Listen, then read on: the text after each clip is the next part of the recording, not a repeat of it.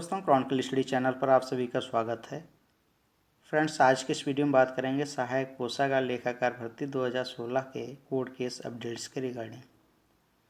जैसा कि फ्रेंड्स आप सभी को पता है कि इसका स्पेशल अपील में जो केस चल रहा था 2021 से, तो उसमें क्या कुछ प्रोग्रेस हुई है उसके संबंध में बात होगी और आगे क्या कुछ इस केस में संभावनाएं हैं, कितना ये स्टूडेंट्स के फेवर में जाने की संभावना है और कितना गवर्नमेंट के फेवर में रहने वाली है। और इसके साथ साथ इसमें एक स्पेशल अपील भी आप लोगों से करेंगे जो इसमें संघर्षरत रहे हैं और उनके साथ मिसहैपनिंग हुई है उसके संबंध में। तो सबसे पहले मैं बात करता हूं कि इसका जो जजमेंट है वो 28 नवंबर को ऑर्डर रिजर्व किया गया है। तो ये एक अच्छी न्यूज़ है कि डबल बेंच में जो केस चल रहा था उसकी सुनवाई का तारीखों का सिलसिला जो है वो समाप्त हो गया है, ऑर्डर को रिजर्व किया गया है।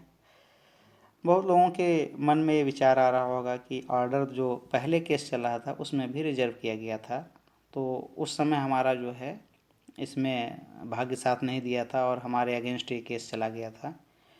क्या कुछ संभावनाएं हैं ये डबल बेंच में जो है स्पेशल अपील की गई है, इसका जो जजमेंट है रिजर्व किया गया है तो ये किसके फेवर में जा सकता है और कितने दिनों में ये जजमेंट रिवील किया जाएगा।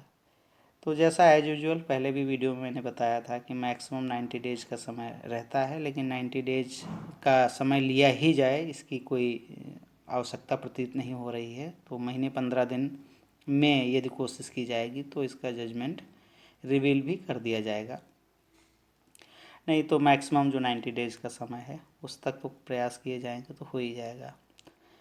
अब बात करते हैं कि जजमेंट की क्या संभावनाएं हैं कि स्टूडेंट्स के फेवर में ही रहेंगे।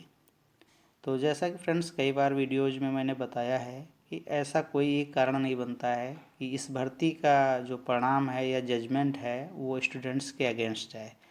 चूँकि इससे पहले 2015 बैच के जो भी कैंडिडेट सफल हुए थे उनमें से एक अभ्यर्थी से हमारी मुलाकात भी ट्रेजरी में हुई थी। तो उस महिला अभ्यर्थी के द्वारा बताया गया था 2015 में जब इस केस में इस पद पे हमारा चयन हुआ था तब कोर्ट केस जैसी कोई चीज़ नहीं थी। लेकिन इस बार ऐसा दुर्भाग्यवश हुआ कि 2016 में जो भर्ती आई थी उसमें ये सब हुआ है। तो कहीं ना कहीं देखा जाए तो 2015 की वजह से ही हमारा ये केस स्ट्रांग हो जाता है कि सेम रिक्रूटमेंट की जो एलिजिबिलिटी कंडीशंस थे तो उस समय भी यही रही थी।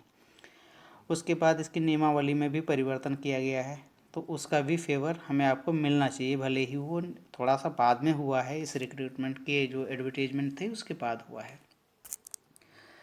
दूसरी चीज़ है कि हमेशा यही रहता है कि कोई भी कोर्ट केस होता है तो उसमें मैक्सिमम टाइम स्टूडेंट्स का ही फेवर देखा जाता है और 1% ही संभावना रहती है कि उसमें गवर्नमेंट के फेवर में जाए। तो यहाँ पे भी मुझे पूर्ण उम्मीद है, लगभग 99% मैं आज भी कह रहा हूँ, पहले भी मैं कहता रहा हूँ कि कोई एक रीज़न मुझे नहीं समझ में आ रहा है जो अगर मैं ये कह दूँ कि आप अभ्यर्थियों के अगेंस्ट ही केस जाने वाला है। फिर भी 1% की जो संभावनाएं रहती हैं वो संभावनाएं तो संभावनाएं ही होती हैं।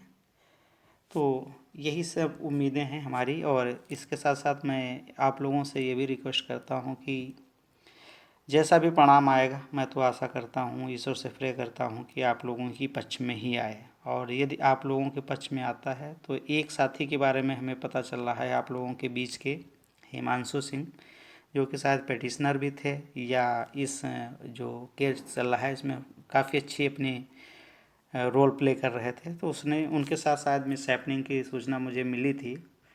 तो मैं यही प्रे करूँगा उनके परिवार के लिए कि उनको इस असीम दुख को सहन करने की शक्ति दे।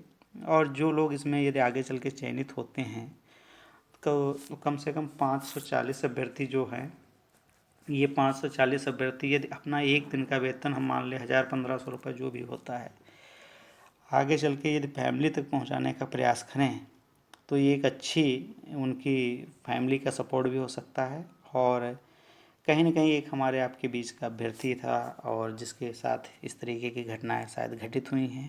तो आप लोग देख लीजिएगा, यदि आप लोग में से यदि किसी का चयन होता है इन फ्यूचर, यदि इस तरीके की कोई भी किसी भी साथी के साथ मिसहैपनिंग होती है तो उसका सपोर्ट ज़रूर करिएगा, क्योंकि आप जान सकते हैं कि उसने उसके परिवार ने क्या खोया है। तो इसी आशा के साथ कि ये रिज़ल्ट आपके फेवर में आएगा और भविष्य में भी हम इस तरीके की वीडियो अपलोड कर पाएँ, क्योंकि जब ये भर्ती का अगला प्रोसेस होगा यानी कि रिज़ल्ट आपके फेवर में आएगा तो मैं डेफिनेटली आप लोगों के सपोर्ट में जो भी मेरे से हेल्प होगी वो मैं करने का प्रयास करूँगा। तो ठीक है फ्रेंड्स, मिलते हैं नेक्स्ट वीडियो में। Thank you for watching video.